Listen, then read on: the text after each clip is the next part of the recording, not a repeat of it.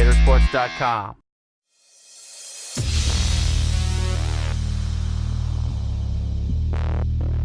All right, welcome to our latest Hoopscast. Pat Dooley and Kevin Brockway, the Gainesville Sun, and of course Florida coming away with, let's see, 2 victories since we did this last, right? Yeah. At Arkansas, and that was a good win for them certainly. And then the win against South Carolina on Chandler Parsons' three-pointer at the buzzer.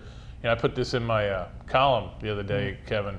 If I get lottery tickets, can Chandler pick out the numbers for me? I know, exactly. I mean, it's been quite an unbelievable run, especially when you consider probably the only other buzzer beater since I've been on the beat was Lee Humphrey in the SEC title game, and the only one in the O-Dome was Roberson back in 2003 against Georgia. So it's been a while that fans have seen that kind of a shot, and certainly but you got to give Dan Werner first credit for the inbounds pass, and then Irving Walker for having the court awareness and maybe not trying to take a contested shot, looking at Chandler to have the open look in that play. And Billy pointed out Kenny Boynton too, running through the play, drawing a defender away, so Parsons could get the open look. A lot of things went right in that play.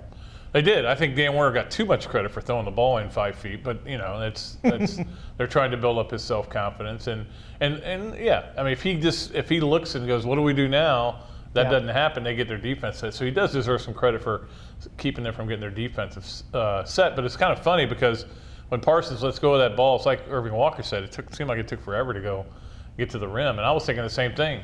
And all these things flash through your mind. You're like, not again.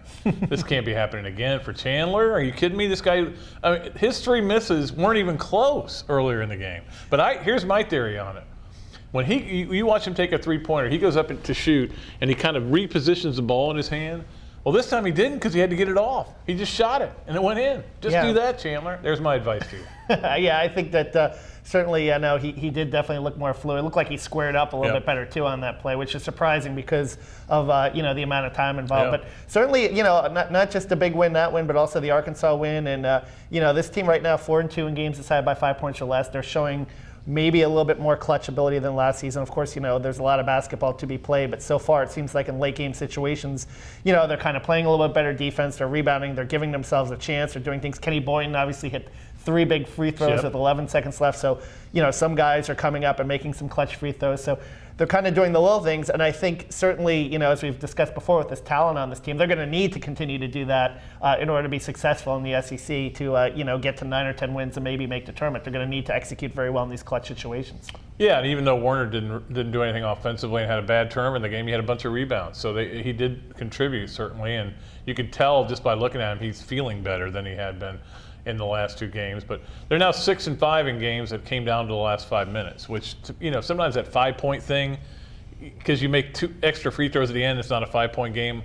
But to me, the games that are up in the air in the last 5 minutes, those ones you've got to win more than half of them to be an NCAA team. Now comes Georgia, the Bulldogs. And who'd have thought Florida-Georgia 2 weeks ago would be an intriguing game, but it is. Georgia coming off a pounding of Tennessee up at Stegman Coliseum. And one thing about this game, Kevin, that I think Gator fans need to realize, LSU, Arkansas, South Carolina, good matchups for Florida physically. Georgia is not. No. They got a lot of muscle, a lot of height, and a lot of big guys and a lot of depth. Yeah, one guy who always has given Florida problems over the years is Albert Jackson. He's a big physical. He's a 260-pound, 5-pound guy. He plays in the low block. He plays very hard. They have Jeremy Price coming off the bench. He's about 264. Chris Barnes is a big, strong 240, 250-pound kid that comes off the bench for them.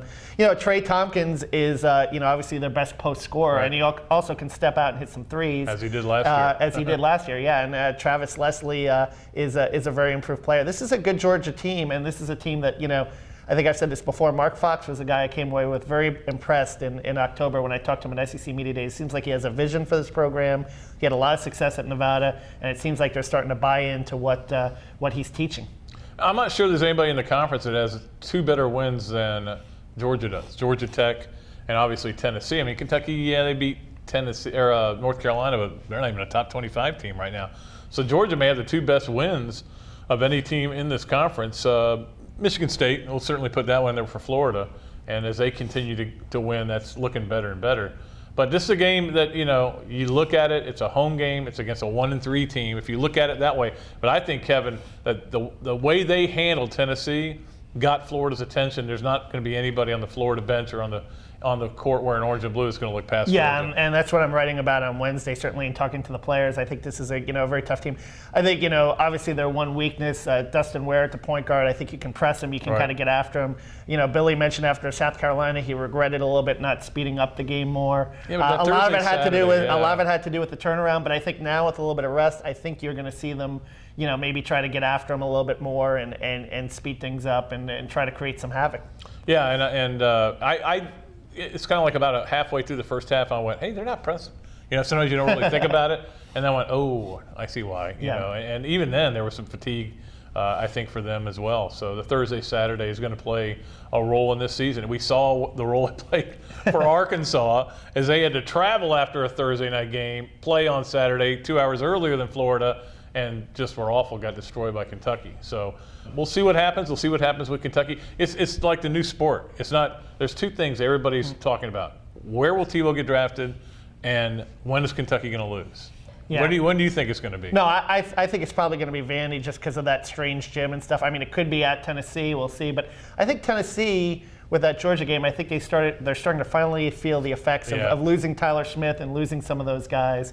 So I think that's going to be a little bit of a tough adjustment, and guys like Scotty Hopson have to step up for Tennessee to be successful. It's okay. The first couple of games you're kind of like, all right, let's go, come on, let's do it, and then you're like, we got to do this all year. So it does tend to wear on you. Let me ask you this question before we go, Kevin, because I had a couple people say this to me, and I'm curious about your take.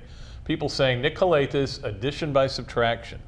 And this is a guy who, I don't know, 18 games into the season last year, people were saying might be the greatest Gator ever. And now all of a sudden they're glad to see him gone. I'm just curious where you're coming from on this. I think Nick did a lot of good things last season, but I think Nick was a guy that certainly physically kind of wore down as the games went on. And I think that has a lot to do with maybe them being able to execute a little bit better down the stretch, or so far that they have been able to. But I think that Nick took a lot on his shoulders and was a very good player. I think he improved a little bit as a defender, but certainly I think Kenny Boynton gives them a very good defensive presence on the perimeter that they have not had in the last 3 years, probably since Corey Brewer. So I think a different makeup, addition by subtraction, I don't know. Assist to turnover, they were very good under Nick. They had some issues early in the season with turnovers. They're getting better with that. I think they could definitely use a Nick Calates on this team. Well, the thing is, Irving Walker, we didn't know how he would hold up at point guard, but he's doing a fine job so far. But he is trappable, and we saw that in that game as well. But Calates was. But I think with Calates there, it was almost like we've seen this happen with some other teams, where everybody kind of stands around, waits for him to do something. And I think sometimes that happened to that Florida team last year and the year, not so much the year before, but last year. So. No, I won't go with addition by subtraction, but I think they're a better team this year. So you can, as you said, Kenny Boynton, better defender, and hey, guess what? He makes his free throws at the end of games. Clutch, why at not? the end of games. So yeah, why not? Fantastic job by Kenny Boynton. When we come back next week, next time we will talk about the Florida-Georgia game and also preview Florida-Tennessee, where right now it looks like both of us are going. There's still some things up in the air, but Kevin and I both heading up to Knoxville to cover that game on Sunday. Until then, Kevin Brockway, Pat Dooley of the Gainesville Sun. So long from the Sunshine State.